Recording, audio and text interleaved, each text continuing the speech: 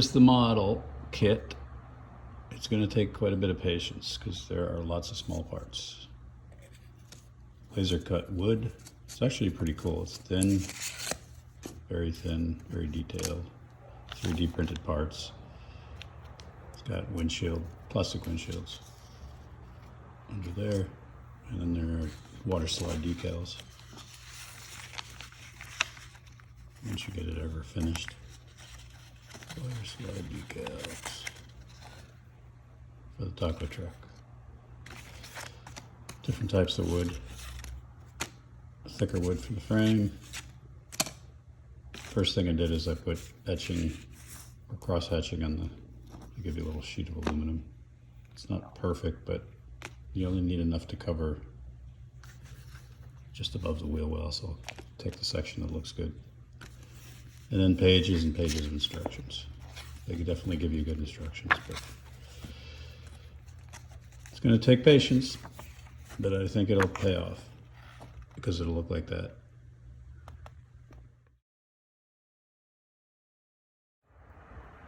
First thing I would do is go on Inter-Action Hobbies YouTube channel and look at their tutorial videos, just so you get it all right. And then study the instructions before you start. The parts are pretty well labeled. There's a part sheet which has numbers that correspond to each of the part boards. So for example, this 35 is on this board, which is the hood of the truck. Then if you go in the instructions, you'll see that the instructions correspond with that number sheet. So there's part 35 of the hood. So it's all pretty easy to follow. The first thing I would do after looking at the tutorial videos and studying the instructions is paint the parts before you start putting it together, while they're together in their cards. And you could figure that out by going through the instructions on which parts you'd want silver, black, and so forth. Just be careful when you paint them that you don't glob on so much paint that you have a hard time getting them off the parts cards. They're laser, I think they're laser cut, so they're pretty easy to pop out, but if you get too much paint on there, it might be a problem. So we'll get started.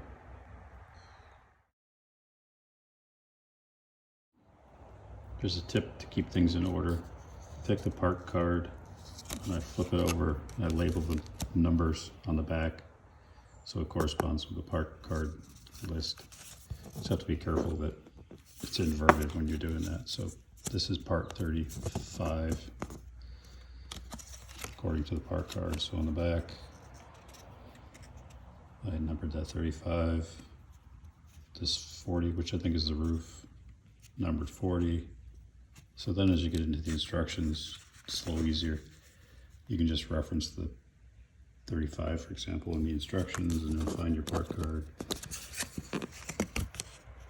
and look for part 35, pull it off. Should make it a little easier. Another thing I do to make sure you know what colors to paint the different parts is look in the book and look at the photos and then determine which colors should be applied to each of the different parts and then label them on the card so when you're painting them. So this is the top of the back bumper would be black. These are the radiator grills would be silver. Of course the outside would be white. Roof would be white. Back, white. That'll help you keep things in order.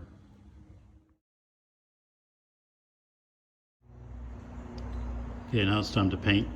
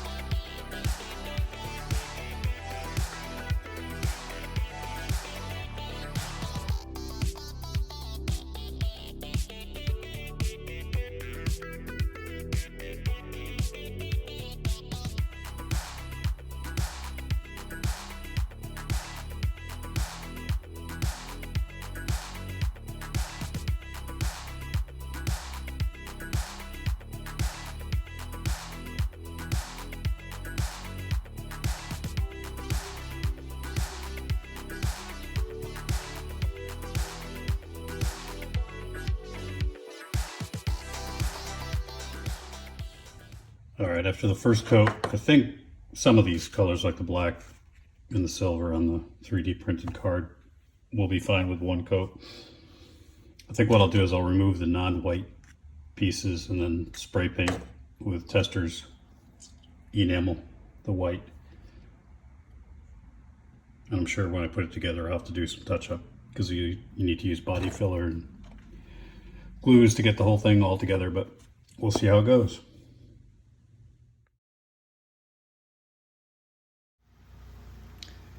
All right, I spray painted these with Testors. First I primed them with a brush and then I sprayed them with flat white. I find the flat just gives a better surface and it's still got enough of a gloss for an old taco truck. I'm gonna weather it anyway. It's wood, so it's a little different spray painting it. You gotta do it in lighter coats and let each one dry. I mean, not as heavy as I put it on styrene, for example. So kind of learning as I go.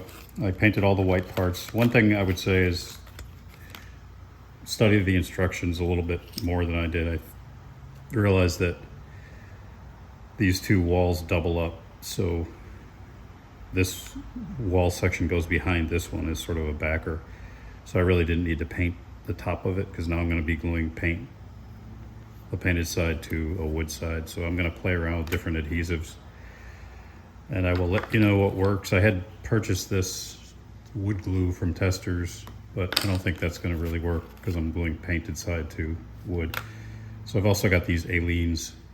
These are not sponsored products, but I've got these Aleene's tacky glues, which seem to work on a lot of different surfaces. And then of course, if all else fails, I've got super glue gel and super glue liquid, but obviously the risk there is they dry pretty quick, so you don't have a lot of freedom of moving the pieces once you put them together.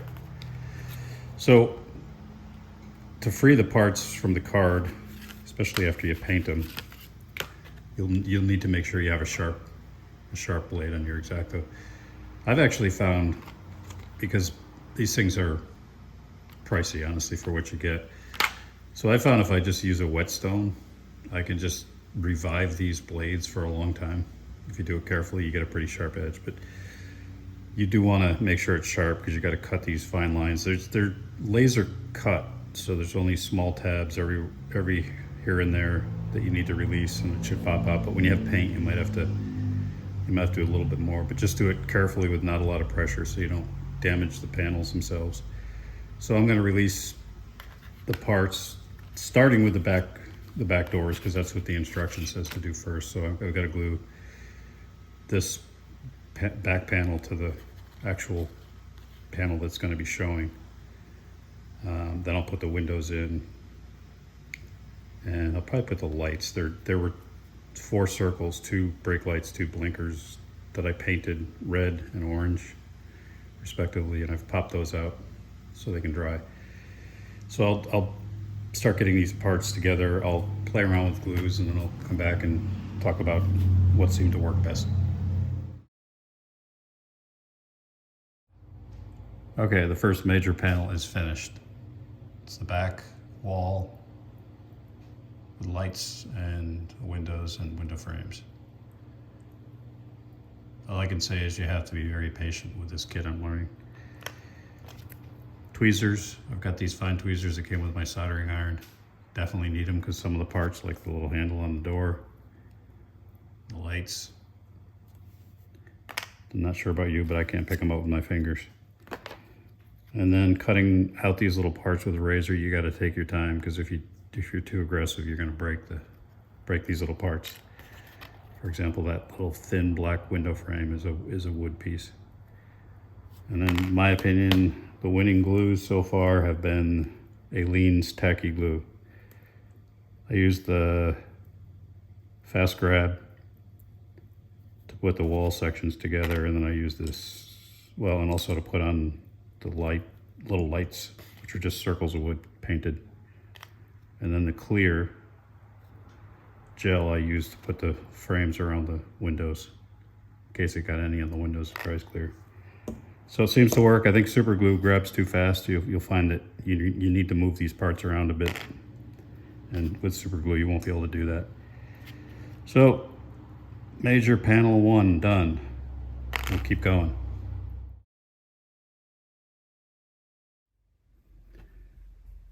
Okay, I'm going to show assembly of one of these panels, which will be the door panel, just to give you an idea of how I cut out the parts and glue them together. And then after that, I'll just kind of forward through the assembly a little bit. We're going to be putting this door together, which is going to be a sliding door that I'm actually going to have open. So again, use a sharp razor. Be careful not to slip out of that line, because you will cut the wood. Some of these pop out pretty easy. It's the paint that really kind of makes them stick. I spray painted it, so that's what it looks like. This piece I'd already cut out. This is the backer for that door, the black piece. That's going to be the window. And then the window frame is probably the most challenging part, because it's a real thin piece of wood. And if you break it, you get a little problem. So that's the frame. Got the door, the back of the door, window frame, the window, and the door handle. Probably the hardest piece to cut out because it's so small. Usually these small ones, I found it's easier once you break the tabs as best you can, try to push them out from the back. There it is. So that's the part you'll need a pair of tweezers for sure. So that's going to be the door handle that goes into the door. So putting it all together, generally the instructions say to center the backing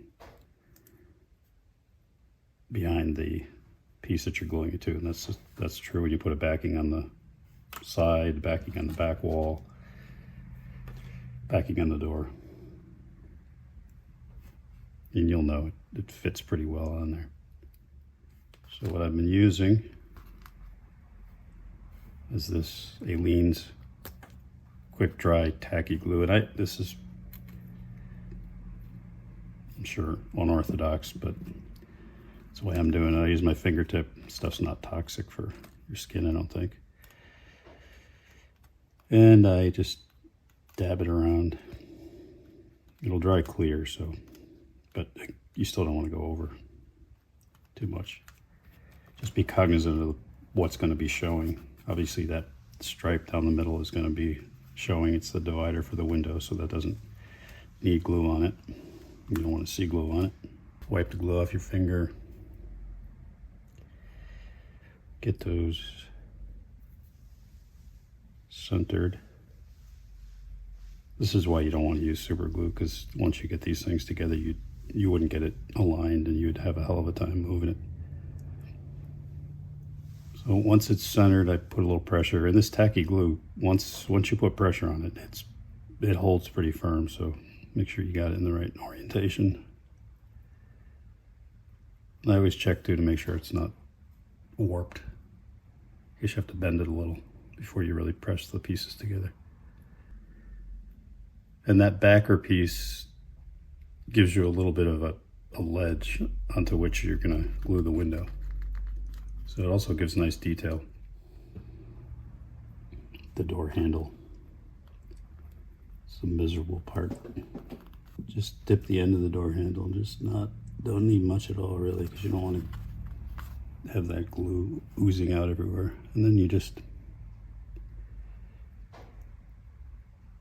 might even do with a magnifying glass if you need it. Get it in there. Press it in. A lot of these parts will kind of friction fit, and then the glue just holds it in there once it dries. So there it is with the handle. Now the glass is tricky. Here's what I've done on the last few, is I take the edge of the razor and I just kind of scrape it so that there's no burrs. There's a few ways you can do this. You can hold it in by gluing the frame around it, or you can try to glue the window What I use to glue the window is this clear gel, Aleene's tacky. I take a toothpick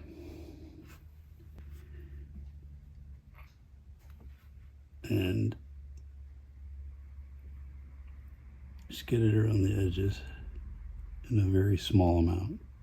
Again, you don't need a lot because most of this stuff is just kind of holding in place what's kind of press fit together. Just a teeny bit of glue around that little frame. And have another go at press fitting the window in. That'll do. The frame piece that we cut out has to then go over the window. So same deal on this one. I'm going to use that clear glue. Dip it in, use your finger and make sure there's not excess on there. And just be careful because these things are real fragile. To press fit it in, I use the back side of the razor. There, I'm happy with that. It's easy to overwork this stuff too.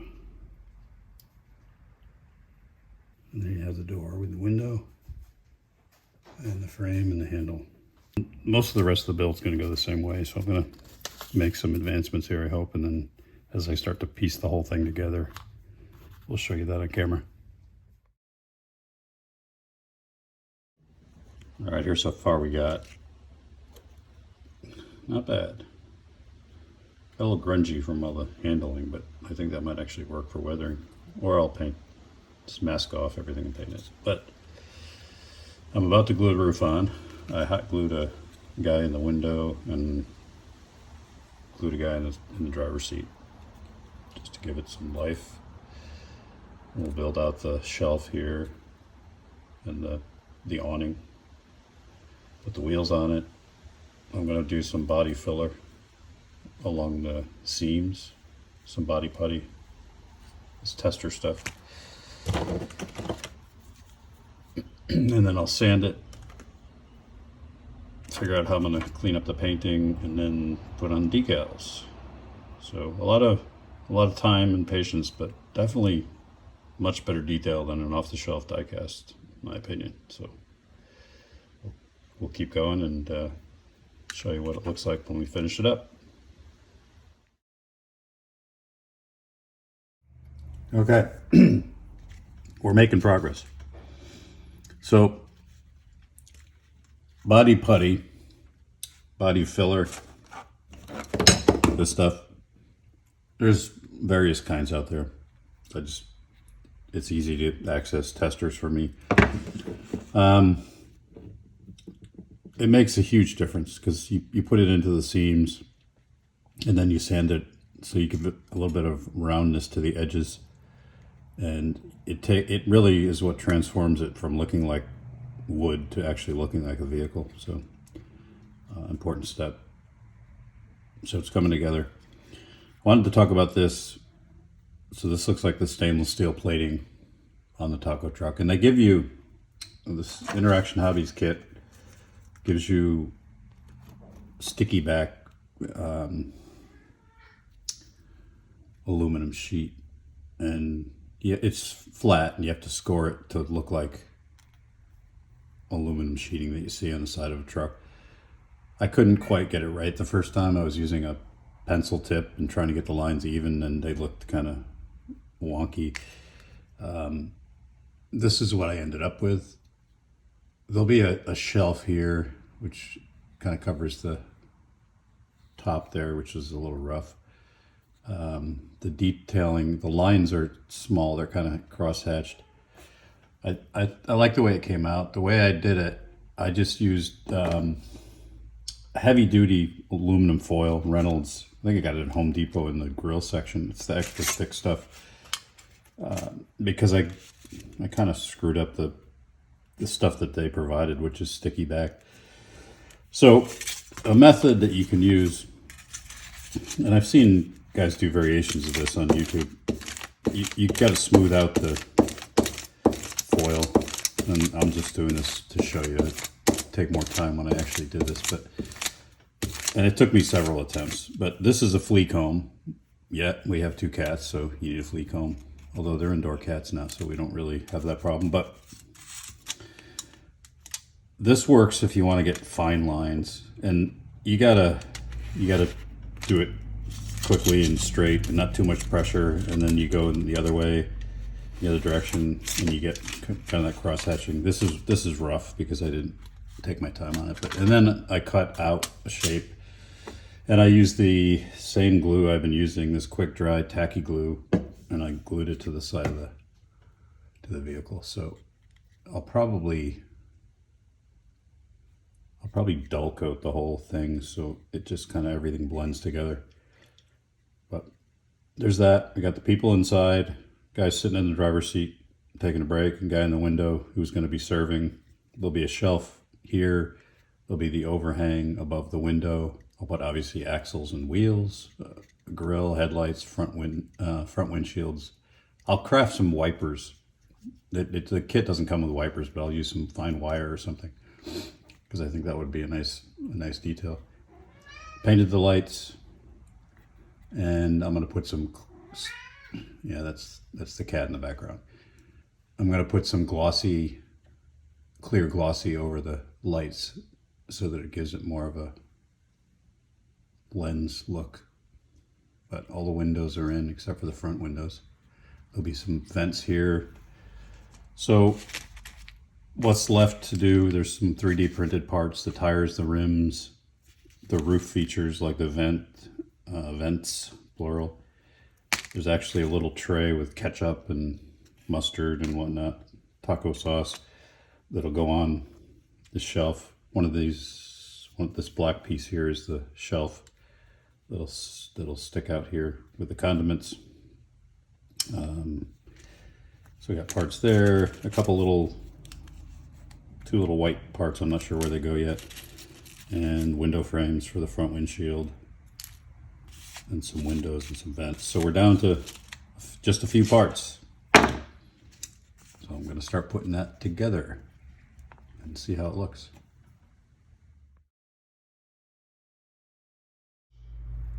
Okay, so this morning's job is to get these side mirrors on the truck. They give you a little piece of wire and a bending template, and that creates the frame of the mirror. And then you've got a series of really tiny parts that are the mirrors, 2 on each side. I've got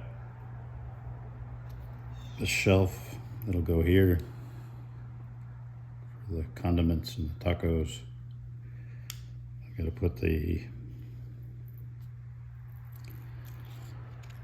awning here over the window. It actually closes and opens. I'll have it open. I've got water slide decals somewhere that'll be put all around the truck. And what I did is I painted the whole thing. After I spray painted it, I put a thick coat of this Liquitex gloss varnish. It's water-based. And it self-levels pretty nicely. So it gives it a gloss finish, which the decals like. They'll life ladder with a gloss finish. Whether I dull coat it after that, not sure. I may just weather it a little bit. But it's looking good. It's all pieced together. Just waiting for the final details and some weathering. Oh yeah, and some roof features.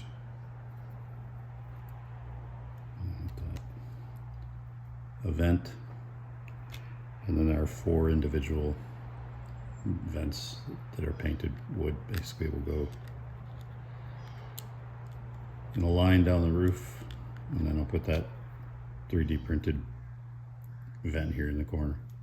The other thing I might do is I might just make a propane tank out of styrene, put that on the back. So start getting to that, and we'll come back on camera.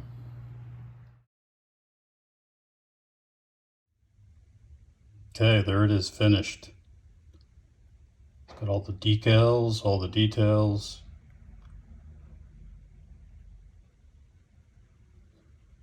One thing you have to be careful with this type of a model is just being tempted to overwork it.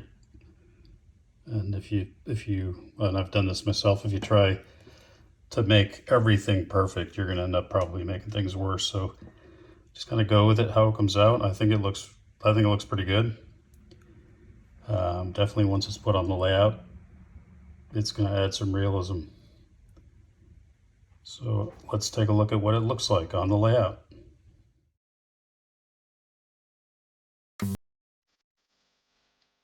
There's about time we got the taco truck, man. This is awesome. Do you want taco? What do you have, dude? Yeah, make that with just tacos. Coke. I'm gonna get back to work. Man, I'm starving. I ain't starving. Hungry. Oh man, tacos. Tacos, nachos, loaded. I guess there won't be a strike, man. I'm hungry.